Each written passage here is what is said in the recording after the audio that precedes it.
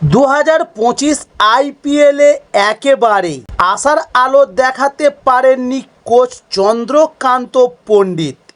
তাই এবার চন্দ্রকান্ত পণ্ডিতকে ছেঁটে ফেলার সিদ্ধান্ত নিয়েছে কেকেআরের টিম ম্যানেজমেন্ট। 2025 আইপিএলে নাইটদের এমন অবস্থা হওয়ার পর এবার দলের প্রধান কোচ পরিবর্তন হতে পারে। সূত্রের খবর, নাইট রাইডার্সের দলের প্রধান কোচ চন্দ্রকান্ত পণ্ডিতকে পরের মৌসুম থেকে আর কোচিং হিসাবে দেখতে চাইছে না কেকেআরের টিম ম্যানেজমেন্ট। তাই নাইট শিবির এখন নতুন কোচের সন্ধানে রয়েছে। তবে আগামী মৌসুমে প্রাক্তন ভারতীয় অলরাউন্ডারকে এবার সুযোগ দিতে চলেছে কেকেআরের টিম ম্যানেজমেন্ট। তবে 2024 সালে চন্দ্রকান্ত পণ্ডিতের কোচিংয়েই 12 বছর পর ট্রফির স্বাদ পেয়েছিল নাইট রাইডার্স।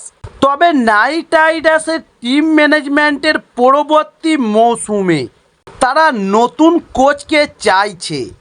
তবে নাইট রাইডার্সের দলের পরবর্তী প্রধান কোচ হিসেবে যোগরাজ সিংকে। তবে বেফাঁস মন্তব্য করে বরাবরই খবরের শিরোনামে উঠে আসেন যুবরাজ সিংয়ের পিতা যুবরাজ সিং। তবে ভারতীয় দলের দুই সফল অধিনায়ক মহেন্দ্র সিং ধোনি এবং কপিল দেবকে নিয়ে বরাবরই অহেতুক মন্তব্য করেন যোগরাজ সিং।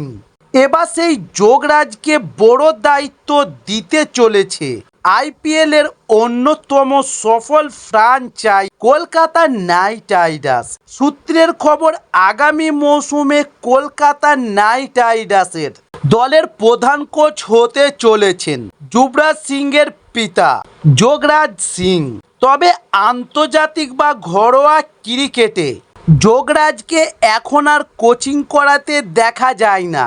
তবে নিজের একাডেমিতে বেশ কয়েকজন খেলোয়াড়কে হাতে করে তৈরি করছেন। তাই এই পরিস্থিতিতে তিনি নাইট রাইডার্সের দলের কোচ হলে দলের ভাগ্য ফিরতে পারে বলে আশাবাদী কেকেআরের সমর্থকরা।